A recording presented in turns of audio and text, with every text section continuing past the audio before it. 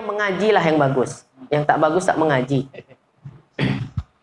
Dan kata musannif, siapa tadi musannif?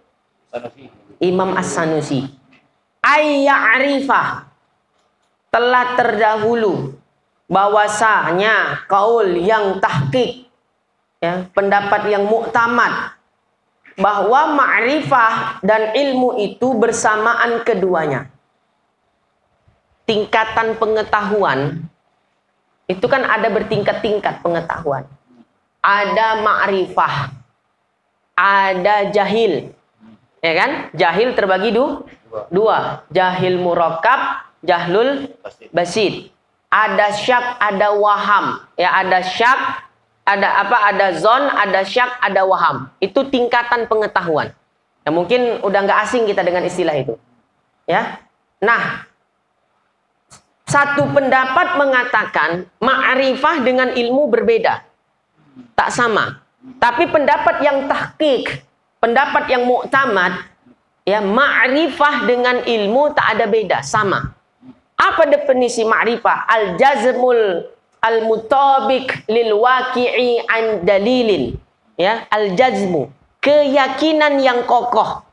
Ya, keyakinan yang mantap, al-mutabiq, yang sesuai dengan realita, dengan fakta. Lil waqi'i an dalilin, yang diperoleh dari dalil. Contoh begini. Kita yakin tidak Allah itu esa? Yakin. Esa itu adalah satu. Yakin kita mantap tidak? Mantap. Itu namanya al-jazmu, jazam. Ya. Al-mutabiq, ya, sesuai dengan realita. Betulkah? Ya, faktakah esa itu maksudnya satu? Tuhan itu mesti satu. Sesuai nggak dengan realita? Sesuai dengan realita, berarti al-mutabiq dia. Ya. Kemudian keyakinan kita yang mantap tentang Allah itu esa, esa itu maknanya satu, tak akan berbilang, tak boleh dikatakan Tuhan berbilang. Pemahaman seperti itu kita dapat dari mana? Lil waqi'i an dalilin, kita peroleh dari dalil. Mana dalilnya? Dalil Al-Qur'annya jelas, qul huwallahu ahad. Dalil aklinya pun jelas, Tuhan itu mustahil berbilang. Kalau Tuhan itu berbilang, semisal ada Tuhan langit, ada Tuhan bumi, kacaulah dunia ini. Ya, kacau. Ya, oh Tuhan kami nggak begado-begado, Ustaz. Ya, elok-elok aja Tuhan kami. Tuhan kami memang ada beberapa macam katanya. Tapi tak begado. Kalau dia tak begado berarti menunjukkan dia lemah. Ya, dalil akli mana? Begini. Kita katakan Tuhan itu dua lah. Tak usah tiga, tak usah empat, tak usah lima. Dua aja Tuhan itu. Misalnya, ada Tuhan A, ada Tuhan B. Tuhan A berkata dia kepada Tuhan B. Tuhan B, daripada tidur-tidur aja kojo kita. Iya, apa hendak kita kojokan? Kata Tuhan B. Elok kita ciptakan bumi, ok, kata Tuhan A kepada Tuhan B. Kata Tuhan B, molah katanya. Kan gitu kan? Ondak cemana kita buat bumi nih? Ya, kata Tuhan A, aku ondak menciptakan bumi itu bulat. Kata Tuhan B, aku tak suka bulat, aku suka kubus, persegi 4. Tak sepakat. Ya, tak sepakat. Ya, walhasil bertumbuk, kan gitu kan? Ribut tak jadi bumi itu, tuannya saya bertumbuk. Begado, ya. Oh, Tuhan kami tak ribut, Ustaz. Kalau tak ribut berarti begini. Kata Tuhan B, ya udahlah. Mengalah aku sama kau nih. Ya, kalau kau memang ondak menciptakan bumi itu bulat, kau ciptakanlah bumi itu bulat. Ya, aku tadinya pengen buat bumi itu petak. Tadi ya udahlah, aku ngalah sama kau. Berarti Tuhan B itu lemah. Kenapa? Dia mengikut kehendak selainnya. Tuhan tuh orang lah yang mengikut kehendaknya. Makhluk yang mengikut kehendaknya Tuhan. Bukan Tuhan mengikut kehendak selainnya. Ya, jadi kalau Tuhan B, udahlah kau ciptakan bumi itu bulat, udahlah aku ikut kau aja. Berarti dia mengikut kehendak selainnya. Berarti Tuhan kalian lemah. Kan gitu kan? Lemah. Maka Tuhan itu mustahil berbilang. Cukup mustahil itu berbilang. Cukup Tuhan itu esa adalah maknanya satu. Berarti ya al-mutabiq, sesuai dengan fakta realita. Jadi keyakinan kita tentang Tuhan itu esa, maknanya satu, ya itu yakinnya kita mantap, tak dapat digoyahkan. Itu namanya al-jazmu atau jazam. Kemudian keyakinan kita Tuhan itu esa maknanya satu, sesuai nggak dengan realita? Sesuai dengan fakta. Karena dikatakan Tuhan berbilang mustahil. Ya, itu namanya al-mutabik.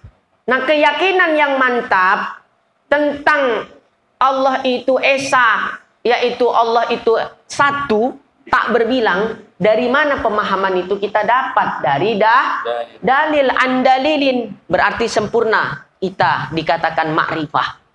Ya, berbeda dengan mereka. Bapo Tuhan kalian esa, bapo tiga misalnya. Kan gitu kan? Nah, yakin mereka mantap memang tentang Tuhan itu esa. Ya. Yakin, berarti jazam, al-jazmu. Tapi sudah al-mutabik tidak? Sesuai dengan fakta realita tidak? Esa tapi 2, 3, 4, 5. Tidak sesuai dengan fakta realita. Karena mustahil Tuhan itu berbilang. Berarti tidak al-mutabik. Udah tak al-mutabik, tidak lil waqi'ian dalil. Mana dalilnya? Cukup Anda percaya. Tak usah Anda bertanya-tanya kenapa. Nah, itu namanya agama dogmatis. Agama Islam tentang Tuhan, agama dalil. Ya, konsep ketuhanan di dalam Islam, agamanya adalah agama dalil. Berbeda dengan mereka, konsep ketuhanan bagi mereka bukan dengan dalil, tapi dogma. Maka mereka pahamnya namanya paham dogmatis. Ya, nah, artinya nggak usah kau tanya-tanya, kau yakini aja. Ya, nggak bisa begitu. Ya, nggak bisa begitu. Makanya iman itu kita bertahap ini ya, keimanan itu bertahap. Ya ayyuhallazina amanu, ya wahai orang-orang yang beriman. Ya, Allah Subhanahu wa taala berfirman dalam surah Al-Mujadalah ayat 11, ya. Ya ayyuhallazina amanu, kemudian fa'illahil ladzina amanu minkum gitu ya. Ya ayyuhallazina amanu gitu ya. Wahai orang-orang yang beriman, ya Allah akan mengangkat ya derajat kalian dengan beberapa derajat. Yarfa'illahul ladzina amanu utul ilmah darajat, gitu ya kan. Wahai orang-orang yang beriman, Allah mengangkat ya derajat orang-orang yang berilmu di antara kalian dengan beberapa derajat. Jadi kalau mau ditinggikan Allah derajat kita, syarat mutlaknya adalah kita mesti beriman kepada Allah. Satu, bukan tak cukup hanya beriman saja, ya, tapi syarat yang kedua harus berilmu. Jadi kalau nak ditinggikan derajat kita oleh Allah Subhanahu wa taala dengan derajat setinggi-tingginya derajat adalah dengan keimanan, dengan ilmu. Berarti di sini secara tersirat ya, paham kontekstual kalau kata anak kuliah, ya. Bahwasanya Allah mengisyaratkan jangan cuma beriman saja kau kepada Allah, beriman saja kau kepada nabimu, tapi kau juga bagaimana menjadikan dirimu itu berilmu supaya derajat kau ditinggikan Allah Subhanahu wa taala. Ya. Nah, kita nggak mungkin dapat ilmu kalau tak mengaji. Ya, jadi kita hadir ke pengajian ini, ke majelis ini sebuah usaha atau upaya kita untuk mendapatkan derajat yang tinggi. Karena untuk mendapatkan derajat yang tinggi tak cukup dengan iman saja, tapi harus dengan ilmu. Jadi iman ilmu. Ya, bukan iman saja, iman ilmu. Nah, di situ dia. Makanya kalau kita belajar ilmu filsafat, ya, itu kebenaran itu ada dua macam. Ya, ada kebenaran relatif, ada kebenaran asosiatif. Ya, contohnya begini. Kita kalau berwudu kan dengan air. Kan gitu. Ya. Mungkin kita selama ini ya udah pokoknya wudu pakai air aja udah. Kan gitu kan? Mandi wajib pakai air. Memang itu udah perintah, nggak usah tanya-tanya. Oh, itu masih taraf iman biasa. Tapi ketika kita mau berpikir, kenapa harus toharoh dengan air? Ada apa rupanya pada air itu? Atau contoh lain begini, ya, tentang daging babi, hukumnya apa? Haram. Udah keyakinan kita itu kan. Pokoknya babi itu haram. Akhirnya tingkatan yakin kita udah sebatas itu. Tapi ketika kita meneliti, ada apakah pada daging babi itu? Kok sampai Allah mengharamkannya? Ternyata segala macam sumber penyakit ada pada daging babi. Akhirnya keimanan kita meranjak naik. Betul enggak? Kenapa? Karena kita tahu alasannya. Itu tadi namanya iman asosiatif dengan iman relatif. Ya, iman asosiatif itu ya biasa aja. Pokoknya babi haram. Nggak usah banyak-banyak tanya. Kenapa? Kan gitu. Maka ketika kita ngaji tauhid misalnya, pokoknya Allah Ta'ala itu ada, udah cukup. Ya udah gitu-gitu aja iman kita. Tapi ketika kita cari tahu, apa bukti atau dalil Allah itu ada. Akhirnya meningkat enggak keimanan kita? Meningkat. Makanya harus ngaji. Ya, harus ngaji. Itu Allah Ta'ala yang mengatakan, kalau nak ditinggikan derajatmu, maka kau beriman dulu, baru berilmulah engkau. Maka Allah akan meninggikan derajatmu. Ya, ilmu yang meninggikan derajat kita, iman dan ilmu. Ya, buktinya banyak juga. Orang di luar sana, dia tak beriman kepada Allah, tapi dia ilmuwan. Derajatnya tinggi di dunia saja, tapi di akhirat padam juga, masuk neraka. Ya, tapi kalau kita sudah beriman, kita berilmu, derajat kita ditinggikan Allah baik di dunia maupun di akhirat. Ya, di dunia maupun di akhirat. Itu. Makanya kata Imam Asy-Syafi'i, barang siapa yang menginginkan dunia, ya, maka fa'alaihi bi ilmi. Syaratnya adalah dengan ilmu. Siapa yang nak dunia akhirat, syaratnya juga dengan ilmu, kata Imam Syafi'i. Imam Syafi'i itu miskin betul. Ya, tapi keadaan ekonomi yang seperti itu tak menyurutkan dia belajar. Ya, akhirnya jadi orang alim. Awak udah tak punya, belajar pun malas. Udah tak punya, mengaji pun malas. Cemana Tuhan pun malas ngangkat derajat awak. Udahlah situ-situ aja lah kau tuh dah. Ya, maunya itu kita ambil contoh dari Imam Syafi'i radhiyallahu anhu. Ya, beliau sakitnya, beliau itu sakit ambeien. Parah betul, sampai beliau kemana-mana kalau ngaji bawa mangkok. Ya, bawa mangkok, saking parahnya sakit ambeien beliau. Kemudian yang kalau mau ngaji, maaf ya, ditaruh di bawah, ya, bawah lubang dubur beliau mangkok tadi, supaya darah ambeien itu kalau keluar nggak bercecer ke mana-mana, jatuhnya ke mangkok itu. Sakit parah gitu pun Imam Syafi'i masih ngaji. Ya, awak baru sakit mata, dah tak mengaji. Ya, baru sakit gigi, dah tak mengaji. Cemana Tuhan nak mengangkat derajat awak? Ya, ini kita maksudnya iktibar kita. Ya, ambil pelajaran daripada kisahnya para ulama. Imam Nawawi, Masya Allah, beliau sangat mengoptimalkan waktu. Beliau tak tidur kecuali sudah sangat mengantuk. Dan beliau tak pernah tidur di kasur. Beliau tidur di kursi, ya, ini meja belajar gitu kan. Untuk beliau nyusun kitab, ngarang kitab. Kalau ngantuk udah tidurnya di situ aja di kursi itu. Sekejap dia bangun dah nyusun kitab lagi. Awak kalau bisa tidur cari paling sodok. Kan gitu kan? Biar tak bangun-bangun. Itu. Jadi perjuangannya para ulama kita terhadap ilmu itu luar biasa. Makanya mereka, ya, namanya dikenang sepanjang masa. Ya, siapa tak kenal Imam Syafi'i? Siapa tak kenal Imam An-Nawawi? Ya, sampai ada ulama, ya, sampai diceritakan di dalam kitab Tabaqatus Syafi'iyah. Ada seorang ulama, dia punya murid, sampai buang hajat pun, ya, minta dibacakan kitab sama muridnya. Saking mengoptimalkan waktu itu. Ini kitab ini kau bacakan dari sini, aku nak ondak buang hajat. Dia buang hajat di dalam kamar mandi. Muridnya di luar kamar mandi kuat-kuat membacakan kitab itu. Tut. Dihafal sama beliau di kamar mandi, bisa menghafal. Awak di kamar mandi menghayal. Itu pula anak jadi ulama. Ya, jauh kelasnya. Ya. Sampai ada ulama yang saking mengoptimalkan waktu, nggak mau sia-sia membuang waktu, sambil kalau makan itu yang nyuapi istrinya. Bukan karena sok romantis, bukan. Kenapa? Takut sayang. Waktu makan bisa sambil baca kitab. Jadi dia baca kitab, menulis kitab, yang nyuapi makan istrinya. Ya, romantis kelihatannya, tapi bukan itunya yang kita lihat.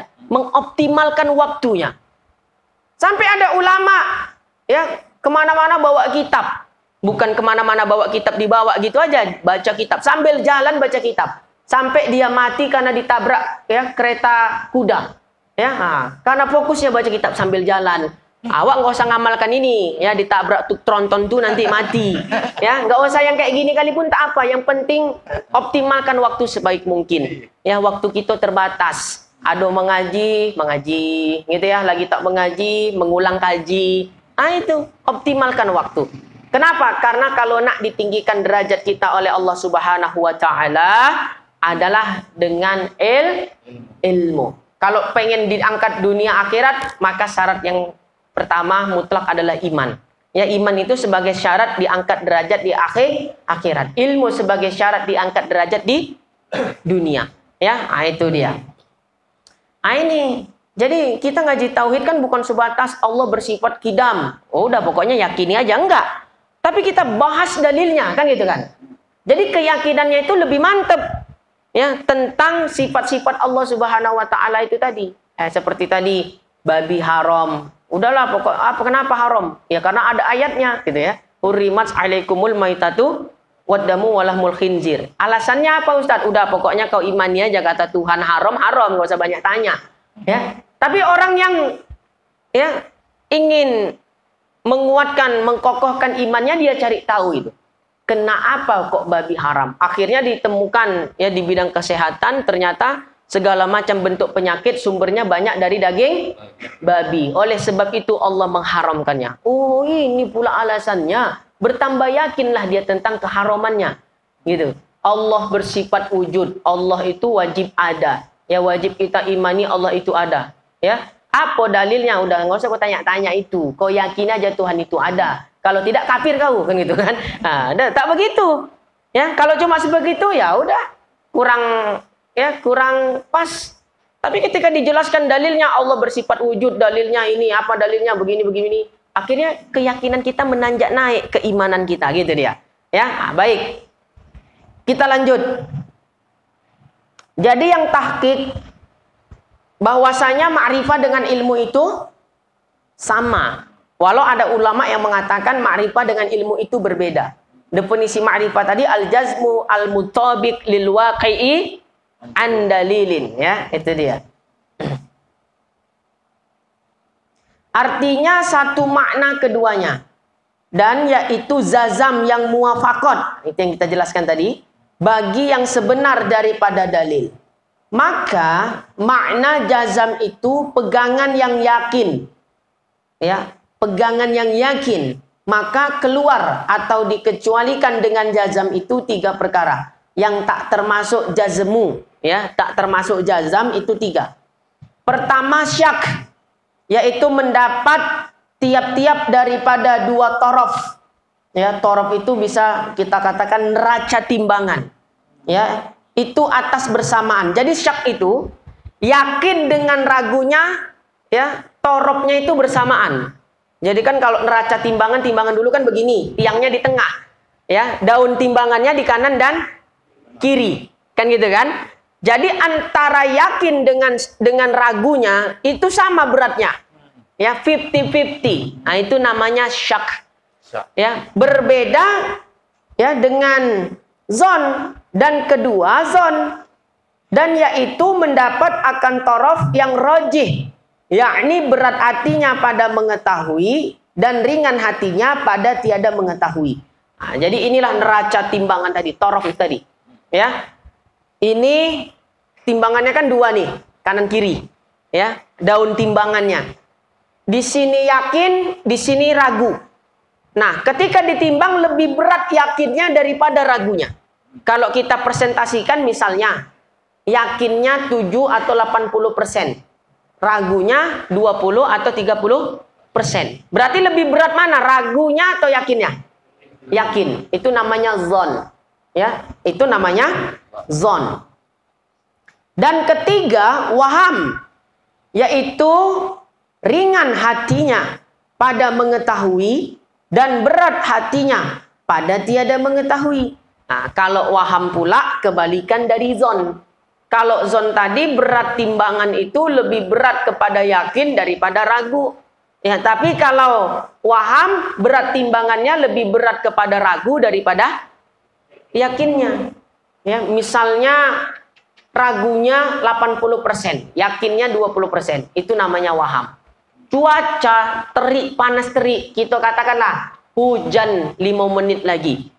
Nah, itu waham itu kita kan? Ya, waham. Cemano pula ini hujan panas terik begini. Tapi yang mengatakan wali pula kan gitu kan? Awak bingung jadinya, percaya panas ini atau percaya cakap wali tadi kan gitu kan? Nah, itu namanya waham. Ya, ragunya 80%, yakinnya 20%. Lebih berat ragu daripada yakin. Itu namanya waham. Nah, terkait iman, iman itu bisa bertambah, bisa berkurang tidak? Ya, kalau mazhab Hanafi, iman itu tak bertambah, tak berkurang. Dia stagnan. Ya, kalau kurang, aku yakin kepada Allah 99,99%. Apa hukumnya? Wah, kafir. Kafir. Ya, mazhab Hanafi. Ya, tapi kalau mazhab jumhurul ulama, ya, iman itu memang bisa bertambah, bisa berkurang. Apa yang dimaksud bertambah berkurang di sini? Bukan kadar imannya. Kadar imannya tetap harus 100%. Kalau kurangnya yakin kepada Allah Ta'ala 99% aja, hukumnya kafir. Ini kita perlu jelaskan ini. Ya. Pendapat jumhur ulama, iman bisa bertambah, bisa berkurang. Tapi maksudnya di sini, bukan iman itu yang kadarnya berkurang dan bertambah. Iman itu harus stagnan 100%. Kurang dari itu kafir. Jadi pendapat jumhurul ulama yang mengatakan iman bisa naik, bisa turun, bukan kadar imannya. Tapi apa? Semangat di dalam beramalnya. Yang menunjukkan amal itu adalah, ya, amal itu adalah bukti dari iman. Ya. Jadi amal itu kan kita semangat dalam beramal, kadang naik, kadang turun. Jadi itu yang dimaksud. Bukan kadar imannya. Tapi semangat di dalam beramal yang kadang naik, kadang turun. Ketika turun kita istilahkan dengan istilah futur. Ya, kau nggak ngaji kau. Lagi tak semangat aku nih ngaji. Udahlah, kau ayolah. Lagi banyak hal-hal yang buat pikiranku tak tonang. Padahal kalau ngaji hilangnya itu. Ya, tapi kalau ngaji tauhid makin galau memang. Ya, orang yang galau datang ngaji tauhid bukan sehat, makin galau dia. Kalau ngaji fikih, iyalah pula. Yang ngaji tasawuf gitu ya. Ya, bercanda saya. Jadi apa pembahasan kita tadi jadi? Tentang futur tadi. Itu namanya futur. Ya. Semangat kita dalam beramal tiba-tiba berkurang semangat tadi. Ya, menurun. Itu namanya futur istilahnya. Ya, istilahnya futur. Jadi bertambah iman, bertambah iman, berkurang iman, iman bisa bertambah, iman bisa berkurang, itu memang pendapat jumhurul ulama. Tapi maksudnya apa? Bukan kadar iman itu yang berkurang. Kalau kadar iman itu berkurang, contohnya berarti, ya, aku kemarin yakin Allah itu bersifat wujud 100%. Sekarang, karena belum dikabulkan doaku 99% aja aku yakin. Maka dia dihukumi kafir. Kan nggak boleh begitu. Nah, jadi maksudnya, bertambah iman, berkurang iman itu bukan kadar imannya. Tapi semangatnya. Di dalam beramal yang kadang naik, kadang turun. Yang kita sebut dengan istilahnya namanya futur. Makanya ditegaskan oleh Imam Abu Hanifah, lebih tegas beliau mengatakan bahwasanya iman tak bertambah, tak berkurang. Stagnan 100%. Berkurang 0,1% aja kafir. Oh, Imam Abu Hanifah ini tegas beliau orangnya. Ya, ada kitab beliau namanya Fiqhul Akbar. Jadi Imam Abu Hanifah punya kitab tauhid namanya Fiqhul Akbar. Jadi kitab Fiqhul Akbar, bukan itu kitab fikih, bukan itu kitab tauhid. Tipis saja dia matan. Ya, kita ada sanad kitab itu, khatam kita ngaji kitab Imam Abu Hanifah itu. Cuma hati-hati. Ya, Wahabi ini dogil. Ya, kitab Imam Abu Hanifah yang asli dirubah-rubah orang tuh. Di dalam kitab Fiqhul Akbar dikatakan Allah maujud bila makanin. Allah ada, Allah tidak bertempat. Kalimat itu udah hilang, ya, diganti dengan Allah bersemayam di atas arash. Nah, jadi kalau beli kitab tauhid jangan beli cetakan Saudi, ya, walaupun harganya murah, covernya cantik, harga murah, ya, jangan tergiur, ya, cetakan-cetakan Saudi. Kenapa? Banyak ditahrif, banyak dirubah mereka. Mereka nggak jujur, jahat mereka itu. Ya, mereka berani merubah-rubah kitabnya ulama untuk mendukung pendapat mereka. Jelas-jelas Imam Abu Hanifah masih kecil aja ditanya sama ateis, "Aina Allah? Allah di mana?" Kan gitu. Kata beliau apa? Allah maujud bila makan. Ya, Allah ada, Allah tak bertempat. Cemana pula di kitab lain Allah, Imam Abu Hanifah mengatakan Allah bersemayam di aras, sementara di kitab yang satunya beliau mengatakan Allah tak bertempat. Kan kontradiksi. Ya, berarti satu asli, satu palsu. Nah, yang palsu itu yang mengatakan Allah bersemayam di aras itu yang palsu. Ya, jadi hati-hati kalau beli buku, jangan beli cetakan Saudi. Ya, itu apalagi kitab-kitab tauhid, itu sangat rentan tahrifan mereka. Nah, baik, jadi tentang iman naik dan turun tadi itu ya dijelaskan dengan lengkap oleh Imam An-Nawawi di dalam kitab beliau Syarah Sahih Muslim. Ya, jadi kitab Sahih Muslim hadis disyarahkan oleh Imam Nawawi, diberi nama kitabnya ya Al-Manhaj. Ya, Manhaj itu adalah kitab Syarah Sahih Muslim. Hebatnya Imam Nawawi waktu beliau mensyarahkan, ini ada sekitar 8 jilid punya saya. Ya, kitab Syarah Sahih Muslim. Beliau mensyarahkan kitab Sahih Muslim ini, beliau sendiri nggak punya kitabnya. Jadi beliau mensyarahkannya dari mana? Hafalan beliau. Ya, hafalannya. Melalui hafalannya mensyarahkan kitab. Awak udah ada matannya pun nggak awak sarah-sarahkan kitabnya. Ya, jangankan mensyarahkan, plastik kitab tuh pun tak terbuka. Ya, beli buku, plastiknya setahun pun nggak terbuka-buka plastiknya. Dibolik tak dibaca-baca. Ya, tidak. Imam Nawawi hebat. Ya, hebat. Beliau mensyarahkan kitab Sahih Muslim melalui hafalan beliau. Beliau nggak punya kitabnya tapi bisa mensyarahkannya. Di dalam fikih, ini sebagai informasi, kitab hadis yang cukup representatif itu kan otoritatif itu ada 2. Kitab Sahih Bukhari dengan Sahih Muslim. Ya. Orang Wahabi menaikkan Sahih Bukhari. Saya hadis kalau nggak riwayat Bukhari kan gitu. Saya nggak mau. Kan gitu mereka selalu. Tapi di kalangan penggiat mazhab Syafi'i, kitab Syarah Sahih Muslim lebih ya memiliki tempat tersendiri di hati pecinta mazhab Syafi'i daripada kitabnya Sahih Bukhari. Ya, Sahih Muslim punya tempat tersendiri di hati pecinta mazhab Syafi'i daripada kitab Sahih Bukhari. Dua-duanya hebat. Tapi kenapa Sahih Muslim lebih ada di hati pecinta atau penggiat mazhab Syafi'i? Karena yang mensyarahkan kitab Sahih Muslim ini adalah Imam Nawawi. Beliau dari Damaskus, dari Syria, pergi ke Andalusia, Spanyol. Ya, kita tahu dulu kurang lebih hampir 900 tahun Islam berkuasa di Eropa. Pusat pemerintahannya adalah di Sevilla. Ya, Sevilla, Real Madrid itu kan. Itu kalau tim bola. Jadi pusat pemerintahan Islam pada masa dinasti Abbasiyah ya menguasai seluruh dunia termasuk Eropa. Pusat pemerintahannya ada di Spanyol. Ya, ada di Spanyol. Jadi di Spanyol itu banyak ulama-ulama. Kalau kita tahu penyusun kitab Nahwu Matan Alfiyah. Siapa penyusunnya? Al-Imam Ibnu Malik. Ya, itu beliau orang Spanyol. Ya, orang Arab keturunan Spanyol. Dalam istilahnya namanya azam. Orang azam itu orang selain Arab. Memang ahli nahwu itu rata-rata bukan orang Arab. Ya, ahli nahwu, ahli sastra, ya, ahli nahwu, ahli ilmu alat itu bukan orang Arab secara umum. Rata-rata orang azam. Ya, orang yang bukan Arab. Contohnya Al-Imam Ibnu Malik penyusun kitab Matan Alfiyah itu. Imam Nawawi dari Damaskus pergi ke Spanyol ya untuk berguru langsung kepada Imam Ibnu Malik penyusun kitab Matan Alfiyah. Ya, jadi Imam Nawawi ngaji nahunya kepada Imam Ibnu Malik. Ya. Dan Imam Ibnu Malik itu mazhabnya mazhab Maliki. Beliau berkata, ketika aku tahu ada muridku yang belajar nahu kepadaku ada Imam An-Nawawi, aku yang tadinya bermazhab Maliki, aku pindah mazhab menjadi mazhab Syafi'i. Ya, gara-gara Imam Nawawi. Jadi ulama dulu kayak gitu. Imam Malik dia ahli nahwu, Imam Nawawi ahli fikih.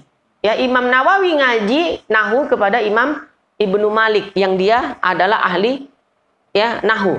Nah, Imam Ibnu Malik ngaji fikih kepada Imam Nawawi. Imam Nawawi adalah ahli fikih, ya, ahli fikih. Akhirnya Imam Ibnu Malik dari mazhab Maliki pindah kepada mazhab Syafi'i. Saking hebatnya Imam Nawawi. Nah, iktibarnya apa di sini? Ulama-ulama dulu ya tidak gengsi di dalam beristifadah, ya, mengambil faedah dari orang lain. Ya, nggak gengsi. Jadi ulama satu ngaji ke ulama lain itu biasa. Ulama ini ngaji ke ulama ini itu biasa. Ya, di sekitaran kita, di Medan aja khusus, masih kebesaran gengsi. Ya, kalau yang ngajar ustadznya muda, ustadz lain nggak mau ngaji. Akhirnya pertahankanlah situ. Menurut pendapat saya. Mau sampai kapan? Ya, nah, jadi kita buang sifat itu kita. Ya, sifat sombong kita itu kita buang. Mengaji kemana saja, yang penting ahlus sunnah wal jamaah. Mau yang ngajar mas udah tua, mau yang ngajar masih muda. Itu kita contoh ulama-ulama dulu. Ya, seperti itu. Ya, kita di pondok kita di Jawa itu biasa. Kita di kelas, ya, kiai ngajar. Ya, kiai. Tapi nanti ketika hari tertentu, hari Ahad, kiai itu duduk satu majelis dengan kita. Sama-sama jadi santri ngaji kepada kiai yang lebih sepuh. Ya, jadi guru kita ngajar di pondok masih belajar lagi kepada semisal Kiai Haji Maimun Jubair. Dan itu kita temukan hari Minggu. Nah, ini mungkin saya duduk di depan sini nih. Ya, sebagai pengajar. Suatu saat ada guru yang lebih sepuh ngajar ilmu yang lebih dalam, saya duduk sama-sama dengan ya ustadz-ustadz semua, kan gitu. Nah, jadi ada masa yang nggak gengsi untuk belajar lagi gitu. Nah, jadi artinya jangan pernah puas dengan ilmu yang kita miliki saat ini. Nah, udah jam berapa nih? Sampai jam 12 kita mengaji, gimana? Mengaji sendiri ya dan balik. Waham udah tadi ya? Sedikit lagi. Dan keluar dengan kata muwafaqat bagi yang sebenar itu, jazam yang tiada, muwafaqat bagi yang sebenar. Maka bahwasanya tiada dinamakan dia ma'rifah dan hanya sanya dinamakan dia jahil murakkab. Ya, seperti jazamnya Nasoro, ya, esak tapi 3. Nah, itu bukan ma'rifah tapi jahil murakkab. Dengan meninggalkan Tuhan, yakni berkata mereka itu bahwasanya Allah itu salah seorang daripada 3 Tuhan, dan yaitu Bapa dan yang 2 lagi anak, ya, anak. Kemudian apa tuh? Dan yaitu Isa dan ibu, dan yaitu Maryam. Ya, dan seperti jazamnya Majusi dengan bahwa Tuhan itu 2, 1 nur, kedua zulmah. Zulmah itu kegelapan. Ya, jadi Tuhan orang Majusi itu 2. Ya, kalau lagi terang, nah ini Tuhan nur namanya. Kalau golap lampu ini mati, nah ini Tuhan zulmah, ya. Karena kan ada baik, ada buruk. Nah, Tuhan yang berbuat kebajikan dan zulmah itu Tuhan yang berbuat kejahatan. Ada pula Tuhan. Saya pernah dengar orang torikot, ya. Saya dengar atau saya dapat informasi dari orang, saya lupa. Tapi ini fakta. Ada mengatakan gini, ada Tuhan itu ya bersifat dengan apa? Ada Tuhan jahat katanya. Kenapa? Kalau Tuhan itu Tuhan maha jahat. Setahu kita Tuhan maha baik. Dia buat Asmaul Husna sendiri. Tuhan maha jahat. Kenapa pula kalaulah memang Tuhan itu maha baik, ya, kenapa pula ada perempuan mau dirudah paksa, mau diperkosa, dibiarkan Tuhan? Harusnya ditolong Tuhan lah wanita tadi, jangan dibiarkan terjadi ya perzinahan tersebut. Nah, Tuhan maha jahat katanya. Dekat rumah kita itu pahamnya itu, torikotnya. Itu paham Mu'tazilah. Kenapa? Menurutnya kan secara nggak langsung wajib Allah berbuat sholah dan aslah. Kan itu dia kan? Nah, harusnya kalau memang Allah itu maha baik, ya kan? Kenapa dibiarkan Allah Subhanahu wa taala? Ada anak sakit sampai mati, harusnya disembuhkan Allah taala lah, kan gitu kan? Kan wajib berarti menurut mereka Allah itu berbuat sholah dan aslah. Nah, itu paham Mu'tazilah itu. Ya, itu dianut torikot itu. Itu gara-gara torikot mursyidnya mursyid setan itu tadi. Bukan saya mengatakan. Ya, di dalam kitab Tanwirul Qulub dikatakan mursyid itu 2. ada mursid syaitan dengan mursidnya Allah Subhanahu wa taala. Mursidnya Allah taala itu ya syaratnya itu tadi. Mursid harus orang alim. Dia paham tauhid, dia paham fikih. Ya, ini rukun wudu aja nggak tahatam. Ditanya berapa rukun wudu? Ah, nanti kita mengaji lagi, lupa katanya. Berarti dia selama ini tak sholat lah. Masa wudu 5 waktu sehari, lupa dia. Ah, itu jangan mau berbaiat thariqat dengan orang semisal itu. Ya, nanti itulah Tuhan Maha Baik, Tuhan Maha Jahat. Ya, baik. Agaknya malam ini sampai situ dululah. Nanti pertemuan berikutnya tentang taklid. Orang yang taklid itu siapa yang diikut dia? Itu penting itu. Ya. Wallahu a'lam bishawab.